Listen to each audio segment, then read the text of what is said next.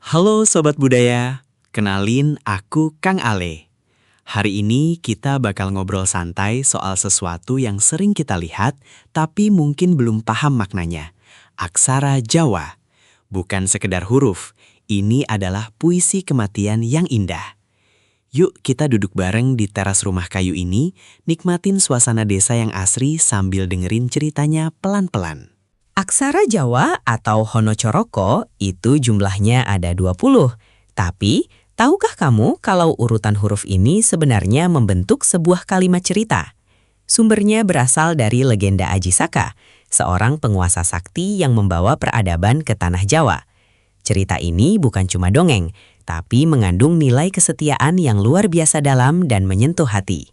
Alkisah, Aji Saka memiliki dua abdi setia bernama Dora dan Sembada. Mereka berdua adalah kawan lama yang sangat patuh. Suatu hari, Aji Saka harus pergi berkelana. Ia menitipkan sebuah keris pusaka yang sangat sakti kepada Sembada di sebuah pulau bernama Pulau Majeti. Disinilah awal dari sebuah tragedi yang akan mengubah segalanya selamanya. Aji Saka memberikan pesan yang sangat tegas dan absolut kepada Sembada.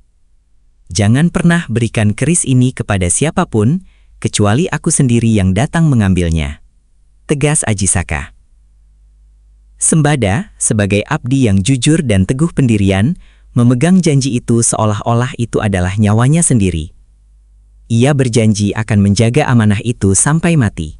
Beberapa tahun berlalu, Aji Saka sudah menjadi raja di Medang Kamulan. Ia pun teringat pada pusakanya dan mengutus Dora untuk mengambil keris tersebut dari tangan Sembada. Aji Saka mungkin lupa dengan pesan spesifik yang ia berikan dulu kepada Sembada. Dora, dengan semangat pengabdian yang tinggi, segera berangkat menuju Pulau Majeti untuk menjalankan tugasnya. Sesampainya di sana, Dora bertemu Sembada. Mereka berpelukan sebagai sahabat lama. Namun, suasana langsung berubah tegang saat Dora menyampaikan maksud kedatangannya untuk mengambil keris atas perintah sang raja. Sembada dengan tegas menolak. "Aku hanya akan memberikannya jika sang raja sendiri yang datang," jawab Sembada dengan mata yang tajam. Dora bersikeras bahwa ia membawa perintah resmi. Baginya, menolak perintah raja adalah pengkhianatan. Sementara bagi Sembada, menyerahkan keris kepada orang lain selain Aji Saka adalah pelanggaran janji suci.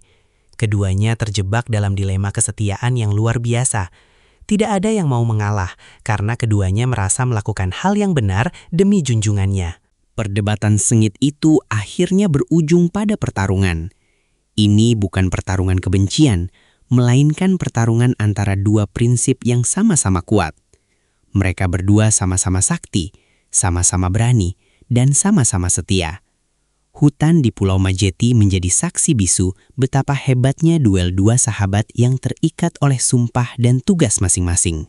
Pertarungan berlangsung berhari-hari, tanpa ada yang menang atau kalah. Keduanya memiliki ilmu yang seimbang. Hingga akhirnya, pada satu titik puncak yang tragis, mereka berdua saling menghujamkan senjata di saat yang bersamaan. Keduanya pun gugur di tempat yang sama, mempertahankan kehormatan dan janji yang mereka pegang teguh hingga napas terakhir. Aji Saka yang merasa ada yang tidak beres, akhirnya menyusul ke Pulau Majeti. Betapa hancur hatinya saat ia hanya menemukan jasad kedua abdi setianya yang sudah tak bernyawa. Ia menyadari bahwa kelalaiannya dalam memberi perintah telah menyebabkan dua orang terbaiknya saling membunuh. Kesedihan mendalam menyelimuti hati sang raja yang bijak itu. Untuk mengenang pengabdian luar biasa Dora dan Sembada, Aji Saka kemudian menciptakan deretan aksara yang kita kenal sekarang. Baris pertama, Hana Caraka, artinya ada utusan. Ini merujuk pada Dora dan Sembada yang dikirim untuk sebuah misi. Sebuah awal dari kisah yang awalnya penuh dengan semangat pengabdian kepada sang pemimpin. Baris kedua adalah Data Sawala, yang maknanya saling berselisih. Menggambarkan momen ketika kedua abdi tersebut berdebat hebat karena perbedaan prinsip dalam menjalankan tugas.